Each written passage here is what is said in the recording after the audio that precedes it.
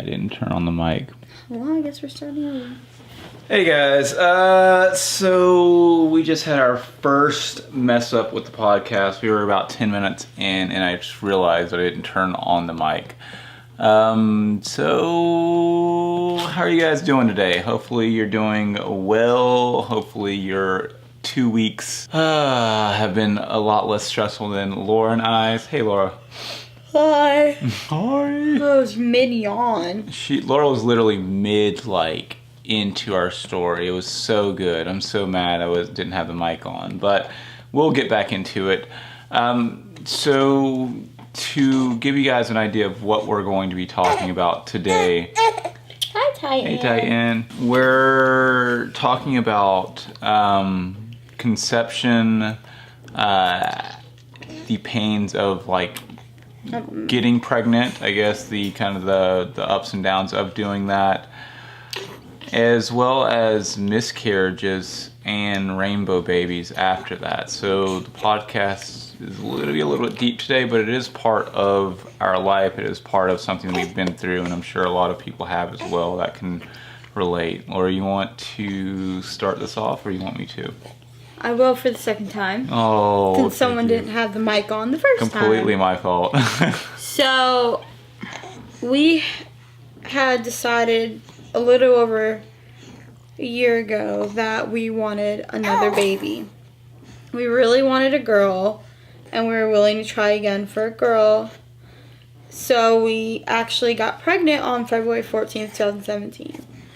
Well, I had a miscarriage April 3rd of 2017. It started the night before, but the baby didn't pass and it wasn't confirmed until April 3rd. And it was really hard. It was a tough time because we both had wanted that baby so bad.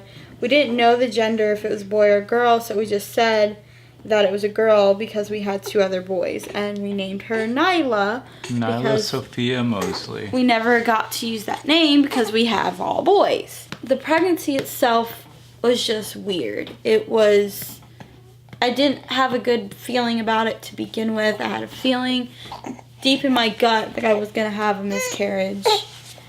But part of me still thinks it was because of the pap smear that the doctor had gave me while I was pregnant. As you can tell, Mr. Titan is overly tired and a little fussy. So you'll probably hear his crying in the background. So, and I think for the remainder of this, we'll say Nyla. This is part of our miscarriage. But when you were pregnant with Nyla and they did the pap smear,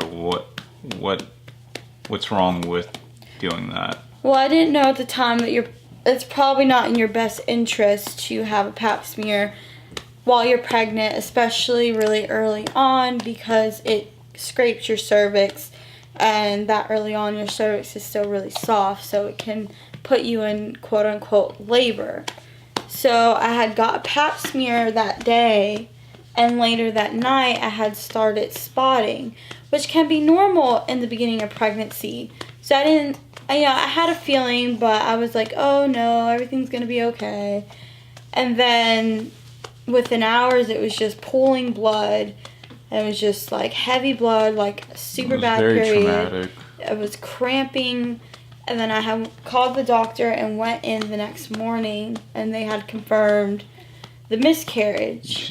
Her face was completely white. I remember her saying, "Will, there's something not right. There's something not right." And that face and the kind of look between each other, we knew that we were probably having a miscarriage, And I, of course, wanted to keep faith of no, it's gonna be okay. But there was just something, a deep sinking in my gut where I felt like that was what it was.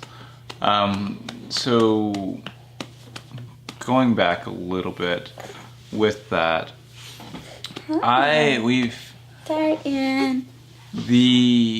when you first find out you're pregnant, it's a really amazing moment, and it could also be like an oh shit moment, depending on your circumstances. It might be like, damn, I didn't plan this. But I feel like when you first find out, it doesn't like exactly hit you that there's like a baby inside me. It's like you're really excited about what can come, but like that being that person, or at least for me, it's not like right there yet. It's like I'm still planning. I'm still like, wow, let's go ahead and do this. But as weeks pass and you go to these doctor's visits to get checked up, things become a lot more real, and it becomes, King, is that Eden or King? Eden. Eden's calling me. Hold on one second. All right, I'm back. I feel as though as the weeks progress, it becomes more and more real. You start to make plans for this human being that's growing inside you. And a lot of people are different in kind of when they start to see like a fetus or see like a baby as a baby. Like where do you, when? Well, being the one that's actually pregnant and carrying the child, it hits when the morning sickness hits, like, oh great, my whole life has to change. I can't do this, I can't drink this, can't eat this, can't drink wine, which sucks, can't smoke cigarettes until after the baby's born. Like your whole life changes for 9 months. So pretty early on for me. So, and we had a miscarriage before this. Yeah, it was years ago. Well, yeah. And this one really... Well, this one was, we wanted this one. I mean, not to say we wouldn't have loved the other baby either. I mean, that came out wrong. But it was... We were ready to have that. It was different. It was to the point where we really tried hard for this baby. For Nyla, yeah. And we ended up with it. It was like a tease, like, you thought wrong today, we're going to take it back kind of thing. And the first one we had was different. It was so early on that I'm surprised I even caught it. I remember Laura being very, very upset about the very first one. And I remember at the time, and this was early on in our relationship, I didn't exactly get it. I didn't exactly understand. Was it? Yeah. I mean, I was upset because a baby's a baby, but it was different. I was more upset that you didn't want to talk about it. Yeah, I didn't understand it, and I feel like that's something to kind of be talked about or whatever, because it's part of, I guess, growth that I've kind of gone through. When do we lose the very first one? Like how many weeks remember. It was really early. It had to be within a month, right around the time you find out you're pregnant. I didn't bleed long. The sac was super tiny. It was basically just like a sack of cells versus a fetus. I mean, it was pretty early, and I cramped for like a couple days, but it was nothing more than, it wasn't as extreme as it was with Nyla. I don't know if it's because I've had babies before, and at that point I didn't, so my body, I don't know, because after you have a baby, you cramp really bad, and each baby the cramps get worse. So it wasn't as of intense, painful experience, the first one, but this one was pretty painful. So I remember emotionally I didn't exactly, like, Laura was very upset, and I really remember myself not being super, like, I didn't understand, like, miscarriage to me and like things like that were really foreign concepts. I mean, not foreign as in like, wow, what is that? But, well, it was more, yeah, it really was like, I mean, it never really occurred to me that happens, or that's like, and we got into like plenty of arguments about that because she was very emotional and I was very like, okay, cool, whatever. And I look back now and just think of how stupid I was. But like with this, it really hit me hard. It hit Laura hard too, maybe because you wanted the baby more than I really wanted this girl, and of course we didn't know if it was a girl or a boy, but I really do feel like this would have been our girl. and how long did we try before we ended up? With Titan? No, with Nyla, It wasn't long at all. Okay, yeah. So. It was maybe a month, so no amount of time. And I don't know if... No, because we didn't start trying till February, and we got pregnant as soon as we tried, basically, with Nyla. Titan was a different story. So, I mean... It took 3 months to get pregnant with Titan. I remember just being really, like, depressed about it. Like, I didn't even want to, like, after we went and had the miscarriage, they did the thing, and I remember them scraping, this might be graphic, but just scraping the fetus or whatever the stuff is out, whatever it is. You weren't home when I passed the baby. I passed it at home in the shower. And I remember I felt really crampy and I had the urge to push, just like you do when you give birth. And I was in the shower and I passed it in the shower. You went to get food with the boys and it was just me at home. And that was like our baby, you know what I mean? Like, that's... I just remember screaming, what the hell? And I just started crying. And then after that, I was passing clots for 2 to 3 weeks. What they scraped out of me was just tissue. It wasn't a sac, it wasn't a baby, it was just tissue. So, I guess going on a little bit further from miscarriage, or kind of going a little bit forward. After we had the miscarriage, we decided to get Amaya, it was Maya. Amaya. We decided to get a cat to help with the healing. The healing process, which was good for us. And I remember like thinking, there's no way in hell I'm ready to try again and have. But we were on 2 separate pages, because in my head, I suffer depression already. So that just was the fucking tip of the iceberg. Oh, here's this beautiful baby that you can't take home, that you just passed in the shower. And now you're going through all this pain like you just gave birth. And you have no baby. And I was lonely. I couldn't get out of bed for days. I remember within those weeks that I was passing the clots, I was in such... Even after birth, I've never been in such excruciating pain. It hurt all over. I feel like I got hit by a train wreck. I couldn't stop puking. I couldn't eat. I couldn't sleep. I had to sit near the bathroom, because when you get that urge to push, you have to go. You have to pass the clots. And I just remember my bathroom smelled like blood for like a month and a half. And it took a long time for me to clean that. Well, I mean, there wasn't literal blood everywhere, but just the smell of iron, and I had to wash it away.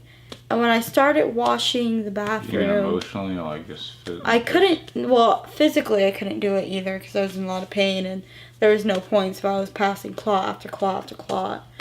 But emotionally it was hard. It was like I was washing away my baby. So after I built that up to where I could clean the bathroom and wash my hands of what just happened and move forward, I felt a lot better. But I still cried every day.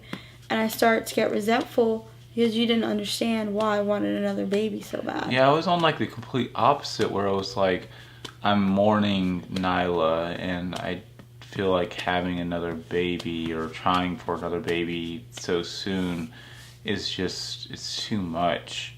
And I think we both had very valid perspectives. I think that, wow, I just lost my baby. I need something to help fill my emptiness and bring back that joy. And then on the flip of that, for me, it was like, wow, I just need time to mourn. But like always, Laura typically has her way to... I typically come around to Laura's perspective, quicker. I don't know, it's just like Well, it got really depressing afterwards because I couldn't get pregnant to save my life. That too. And pregnancy symptoms and period symptoms are very much alike. So it's really hard to be like, oh, you're pregnant, or oh, it's just a period, unless you take a test.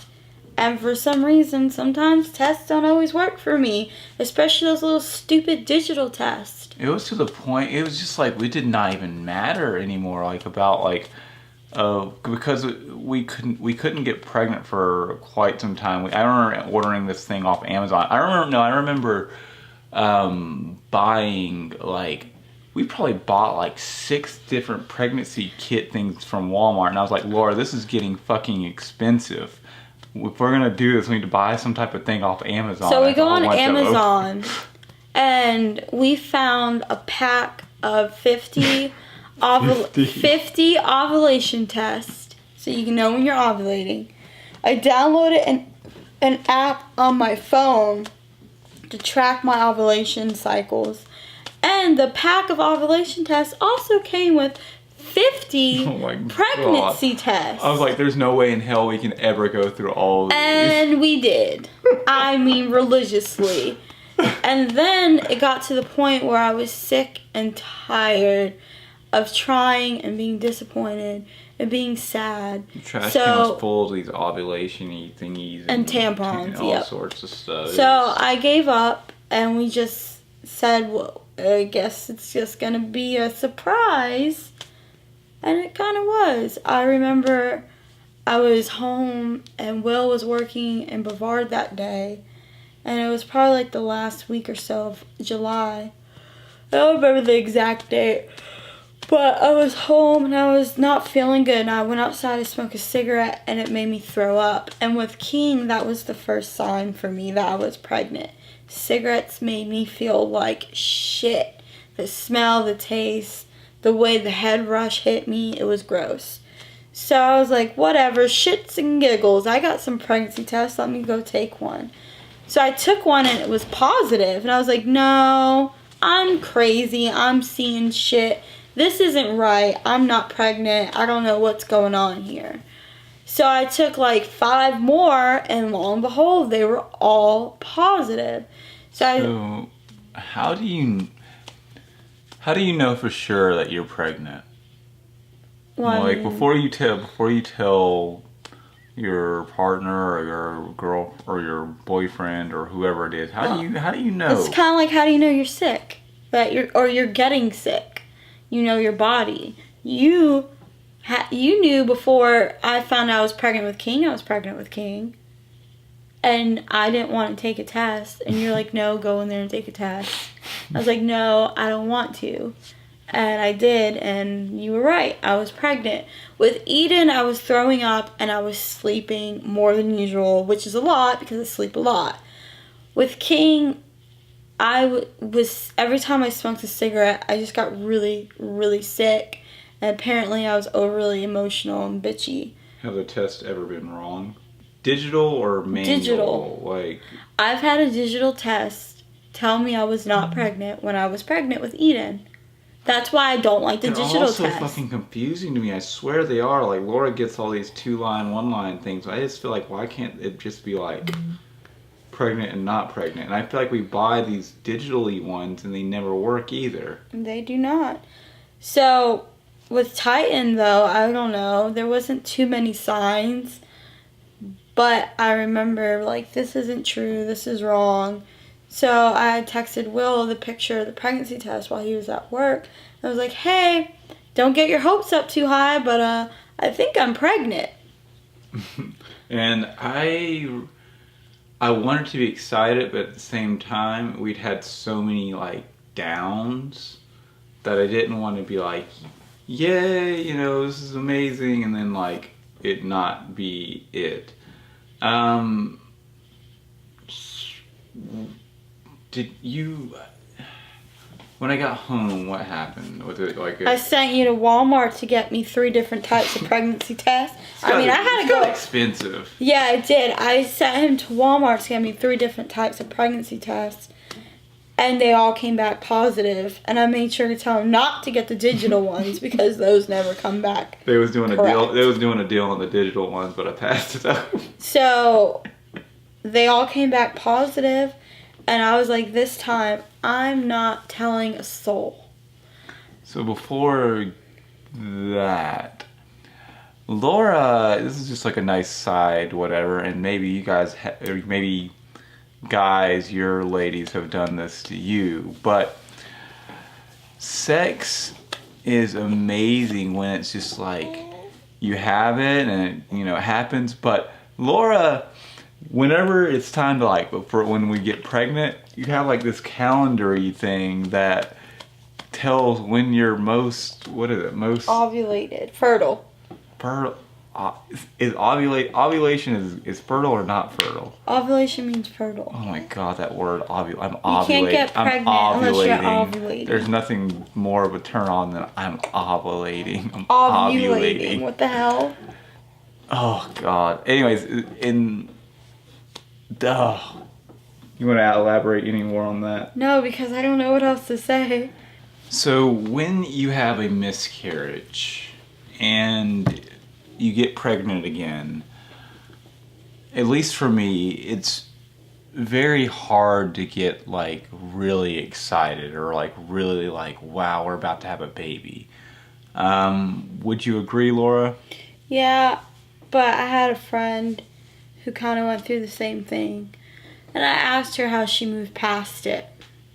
And she said, take it day by day. Today I'm pregnant. Today everything is okay. And every day until like the very end, I said, today I'm pregnant. Today everything is okay. It was very hard when we'd go to the store and Laura would be like, let's get this for... I didn't do that as often. You definitely didn't do it as often. You learn very quickly after having like a miscarriage. Like it's getting things too early before you know for positive you're going to carry maybe to, or more of a possibility you're going to carry to full term. It's a lot more detrimental to you. When we found out we were pregnant with Nyla, we had her crib set up. We had everything. Really. We had her crib set up. We bought a bathtub. I mean, we got a lot of stuff. And we even had a couple of girl things. And just looking at it made me sick to my stomach. Yeah, it made me want to vomit. And it sat in our room for so long. And I said, Will, I need you to take this crib apart. I'm sick of looking at it. I don't want to look at it anymore. And he was hesitant at first. But after I kept saying it, and every time I looked at it, I cried, he finally took it down. Yep. And then when I found out I was pregnant with him, it took a long time for me to be like in this mindset of let's put this up.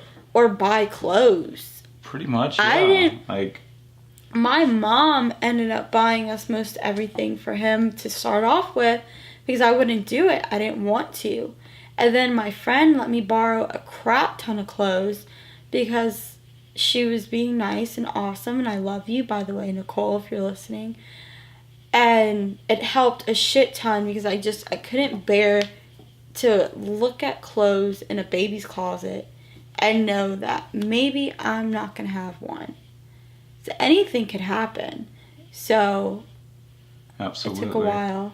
So yeah, definitely if it's your first kid or anything like that, and I think it is old advice too, but it is good advice of just waiting a little bit before you get maybe bigger items or things that you... I was so ready to find out the sex of Titan. I paid a lot of money at 15 weeks to find out the gender. So before you jump into that, like, when do you feel? When did we feel like it was like safe to like think that we were going to have a baby?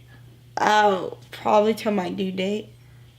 Even past that, because even when I was telling my friends and everything that I'm scared something's wrong. And I feel like when he's born, something's just going to be wrong with him. maybe what if he comes out like not breathing and no one caught it, or what if he comes out breathing and then he just stops breathing because of a cord problem or something. And I couldn't shake it. So until I took him home and I knew that he was healthy and happy and okay, that's when I was like, okay, everything's gonna be okay. I think it took me until we actually decided to decorate our closet nursery. Which we did a lot. I mean, that was maybe, what, 4 or 5 months in? It was longer than that because we told people 5 months in that we were having a baby. Do we tell people early that we were having a baby at all? No. I think we I told certain people. I told certain people that I was going to have a baby. And then one day I just posted a picture of an ultrasound on Facebook that was taken 5 weeks ago. I mean, I didn't tell people till I was 20 weeks pregnant, and halfway through, hey, guess what? I'm pregnant, but wait, it's another boy. Yeah, and surprise. And coming back to that, when we were having Nyla, of course we celebrated on Facebook. We posted all this stuff, and we had so many people that were so excited for us. You were gonna have another baby, and then we had to go on there and pretty much feel like, hey, we lost the baby. It's really heartaching or heartbreaking, and so we really wanted to be mindful of our own sanity, our own whatever you want to call it, with having Titan. I knew he was a boy to begin with, like, period. You did. There was no doubt in my mind. I know that miscarriage was a girl. I don't know how, but I do. And I knew for the rest of it we'd have boys. So Laura, on the other hand, I really wanted a girl. Deep down in my gut, from the first time we saw the ultrasound picture, the very first one we got when I was like 8-9 weeks, I said in my head, it's a boy. I kept calling it a he. But that was deep in my gut. But my head was like, it's a girl, be happy. Nope. No. My gut was right, and it was a boy. Oh, man, I really wanted it He definitely doesn't look like how I thought he'd look like, but yeah, he's still very It's always hard to tell what in my mind it's hard to imagine what they're going to look like. Even when you have kids that you can reference. But to kind of get to the end of this kind of segment that we're touching on, would you do it again? Would you try to get pregnancy pictures or early pregnancy pictures again if you... It's a weird question. It's not exactly a wrap-up question, but just kind of... But it's a weird question. Are you asking me if I ever want another baby? No. Or would I ever want to find out? Oh, I see what you're saying. Because if I was to ever get pregnant, yeah, I would have an early ultrasound. No, I would never have a pap smear pregnant. And I would not tell people until nearly the end of it. Would I ever get pregnant again? No, because I don't want another baby. And if I ever got pregnant again, it would be a super oopsie, and nobody would know till I post a picture of what the hell the baby looks like after it's born. I understand why people stop at 3 kids, truly. So I don't think we can exactly offer like any advice for anyone that's getting... If you've had a miscarriage, I can't tell you... Keep trying, it will happen, because everyone's different. Some people cannot have kids, and that's okay. You don't have to feel like a failure. You don't have to feel like you did anything wrong. Most of the time, miscarriages just happen because of a chromosome disorder. It does not mean that... I mean, there are times where there's like drinking or smoking or heroin or crack or meth or whatever involved. But if you know that you didn't do any of that, it's more than likely not your fault. There was nothing you could have done. It was set in stone. The moment you got pregnant, you're probably going to have a miscarriage. And if you do and you get pregnant again, do not see the whole 9 months as a whole. It's overwhelming. It's exhausting. Just take it day by day, and then you'll start to feel the kicks, and you'll know that their baby is okay, and everything's going to be okay. So let's, I guess, kind of wrap it up, getting into Q&A. Why don't you ask me a couple of questions this time? I always ask you the questions. I know, but I'm bad at thinking of a random question. I don't know. You ask me one first, and then I'll ask you a couple. Okay. Will you or us ever have another child? Not naturally together, no. I want to adopt. I still want a little girl. So I definitely more than anything want to adopt a little girl. I do not want to birth a child. Why adopt other than the fact of I don't want to have like another baby, through my vagina? Why does that have some type of deeper meaning to you? Do you want to push out a watermelon out your fucking dick hole? I don't. For another time? Being pregnant sucks. I hate it with a passion.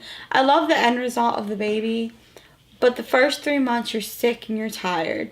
The second 3 months you're just groggy and bitchy. I mean, you have a little more energy, but you're eating like a motherfucker. That's when you gain the most weight.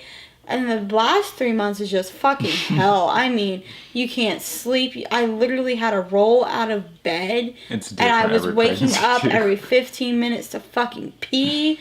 I couldn't eat because I was so big. And it's hell. Labor sucks. Birth sucks. Recovering sucks. Feeling okay enough to drink and smoke and lay on your belly sucks. And I started having kids at 18. I'm sick and tired of putting my life on hold because I'm pregnant for 9 months. Selfish or what? I don't care. I have 3 kids. I've done my dues. I've done my time. And if I can help another child who would have a shitty life because they're in the system and a ward of the state, why the hell not? Yeah, and I think it's a little bit deeper for me too, other than the fact that we just don't want to try and get another boy. It's like, I think Laura and I have both had, kind of weird childhoods, and I also being in foster care, things like that, also make me want to adopt a girl. So when we adopt, how old?